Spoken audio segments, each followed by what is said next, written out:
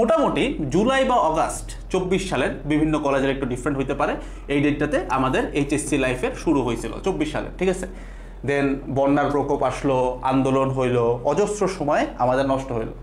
নিজেদেরও দোষ আছে এবং প্রেক্ষাপটেরও দোষ আছে। তবে আমার কাছে মনে হয় এইচএসসি 26 ব্যাচ, মানে আমি যখন থেকে অনলাইনে আসছি, ইনক্লুডিং মাই ব্যাচ অলসো, আমার কাছে মনে হয় 26 ব্যাচ সব থেকে বেশি একটা আইডিয়াল আদর্শ একটা ব্যাচ, যারা অতি শান্ত, পড়ালেখা করতেছে, চুপে চাপে পড়তেছে।